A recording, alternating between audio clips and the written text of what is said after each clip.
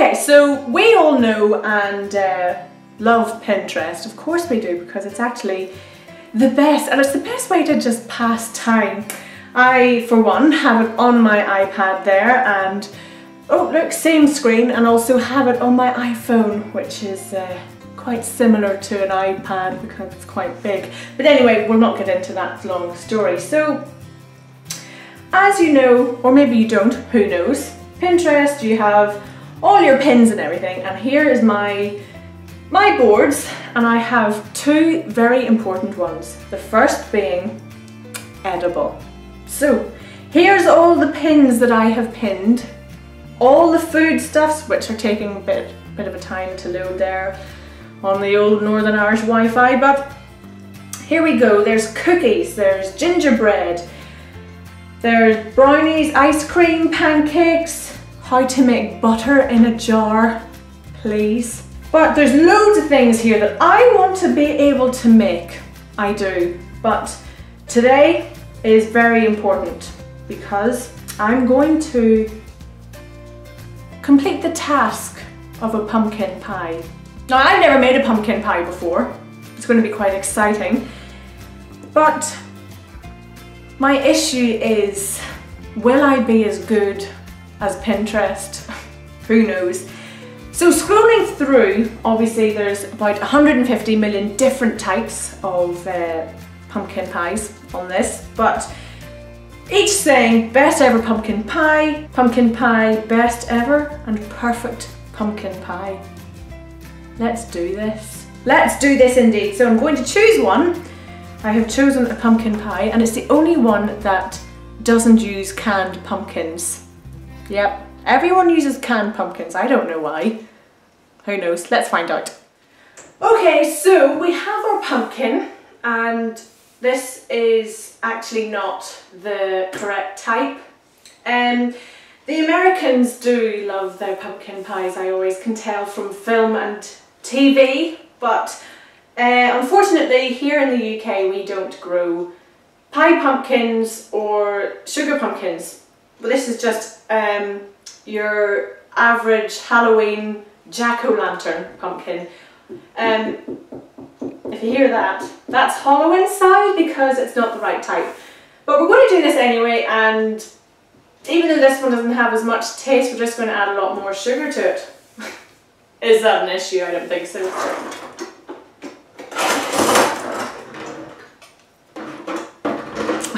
Sorry, I'm just grabbing a sharp utensil.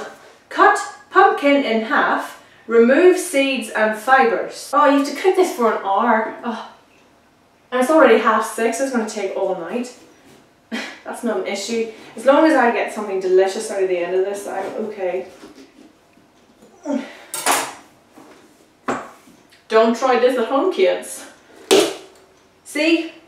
Your standard jack-o'-lantern pumpkin, as you can see, it's all gross in the middle. Just going to turn my oven on to about 200 degrees. 200 degrees. Now, they've kept the skin on. Maybe that's for a reason. Do you eat pumpkin skin? So get all this gook out. 2 halves of the pumpkin done. A pumpkin is part of the melon family. So these go in for about an hour. It's a long time, it really, really is. I hope this effort is worth it. I've never eaten one of these pumpkin pie things before. I'm looking forward to it. I better not be disappointed. So that's the pumpkin in the oven now at about 200 degrees Celsius for about 40 minutes or so. Well, it says 40 to 50 or until fork tender. Stick a fork in me, I'm done. Just so you know, that was Chandler Bing saying that. I'm not just being weird. I admit I have come across the first Pinterest issue, and I'm only, what, 5 minutes in? So it says you need 1 unbaked 8-inch pie dish. Pinterest says, which, even though I'm in Tesco's all the time, I can never find and have never seen one before. So I'm going to take the long way around this and use Delia Smith's complete cookery course and I'm going to use her basic short crust pastry. How weird is it that I opened in the chapter of pastry? I love when that happens. I have doubled everything. I have doubled the lard, so 2 ounces of lard, 2 ounces of butter, 8 ounces of plain flour and a bigger pinch of salt. But I've also added in a teaspoon of caster sugar. Sieve the flour first of all, obviously. Getting all the bumps out, getting all the air in, and throw half of it on the table as well. Incorporate the lard and the butter in to like a dough type thing. More breadcrumbs, looks like breadcrumbs. Pastry is one of my favourite things to make, actually. I mean, I just learned last week what light and fluffy meant when you cream sugar and butter together. Delia says when the mixture looks uniformly crumbly, I think this looks pretty good. You don't want to overwork the butter because that'll make it really greasy. So uniformly crumbly, meaning representing breadcrumbs actually. Then you take some water. There we go. There is our nice dough. Nice shaped dough. Then all you have to do is wrap it in cling film and put it in the fridge to rest for about half an hour or an hour or whatever. There's 21 minutes left on our pumpkin, so hopefully by the time that's cooked, this is ready. While the pumpkins are cooling, probably the best thing to do is to blind bake the pastry, because as I told you before, we're not using a pastry dish, it's pre-done. The best thing to use is a loose bottomed dish, and I prefer a fluted edge. Yes, a fluted edge is going to make it look prettier, which is what you want, especially for something that you've never made before. There's nothing even in the oven. This has been resting for half an hour. Possibly could have maybe used a bit more pastry. What have I done? I haven't even used enough. See, this is what happens when you don't do something before. But this is what I'm doing. It's a learning curve. Press the pastry into the flutes. Prick the base of it so that it doesn't get all moist and wet and gross. And then cut the top of that crust off like that. Put some grease-proof paper down. And then that's when you fill it with the baking beans. So this is called a blind bake. That goes in until it's about crispy, so about 15 to 20 minutes is probably enough. Yeah, but don't bring extra pastry with you. So a teaspoon of ground cinnamon and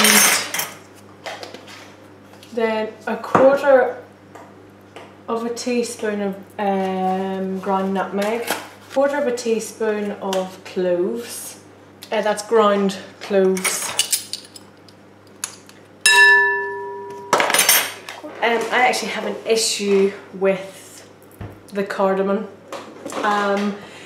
What it says to use is a quarter of a teaspoon of ground cardamom, but unfortunately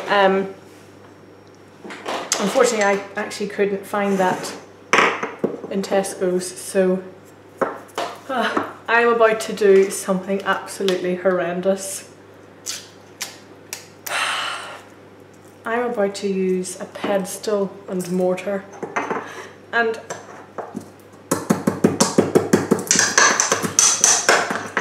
this thing, the feeling of these touching is actually the worst. This is so difficult to do. Maybe you take it out of the shell. We'll try that.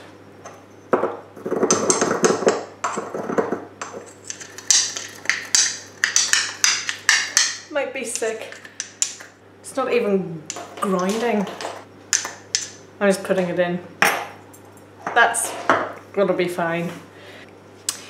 It says half a cup of sugar. I'm sorry, but this is the UK. I don't know what half a cup of sugar is. I have to now Google it. Cup to gram conversions. Half a cup now we know is 100 grams. In one ear, out the other. I'll not remember that. So that's the sugar in. This is probably one of the most fun bits now. You get to scoop it out. Now it feels a bit gross. Oh, it actually does. That looks grim. I am going to puree the pumpkin. We have a hand mixer. It'll do the same job. Might just take a lot longer, but let's get started. Good thing would be to turn on the plug. There is the pureed pumpkin. I actually think it looks really nice. Such a beautiful colour. Lovely, lovely. So, next on the list it was to put all the sweetening deliciousness in. In a separate bowl, mix pumpkin puree, maple syrup and vanilla together. So it's half a cup of vanilla and 1 teaspoon of vanilla extract. I need to go back to the converter. Oh, maple syrup is actually the enemy for trying to lose weight. I like to use vanilla extract, especially if it has seeds in it. It's just a bit more special. So I have a teaspoon. I'm actually going to put in a bit more because we don't have the sweet pumpkins. We only have Halloween pumpkin. I forgot to measure the pumpkin. So the eggs go into the spice mixture. So 2 eggs, Delia Smith. 2 eggs into the spice mix. I hate, do you know what I hate?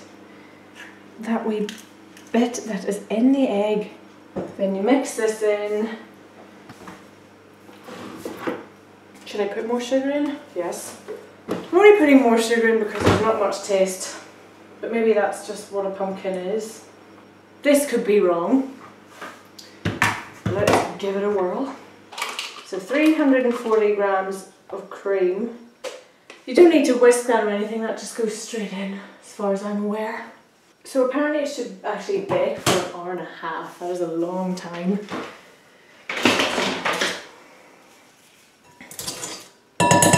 But we need to sieve this first because there's no way that that can go in like that. This straining may take some time. So after a lot of straining, and my hands and wrists are sore, the pumpkin's finally smooth, and then I added in the cream and I actually added in an extra egg because it just looked maybe that it wasn't going to thicken, so it's the start of the downfall. But that's what this is about, it's learning. Just pour in as much as you need, I suppose. See, look at that. That's at the top of my pastry crust, and I have 3 times as much as I needed.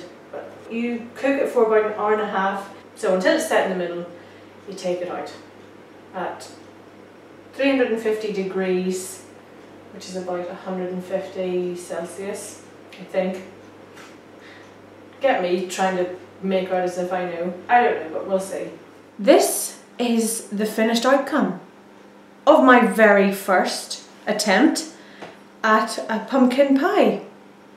So, oh look how soft that is.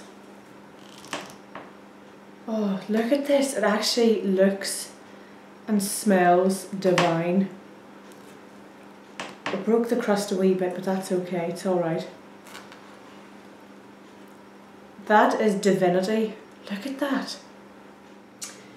They always say the proof is in the pudding, and I think that's what this is going to be.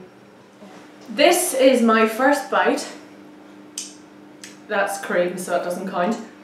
First bite ever of pumpkin pie. Am I going to wish myself luck? Yes, I am, because it's a funny colour and I'm a wee bit scared. Okay, pumpkin pie, 2015.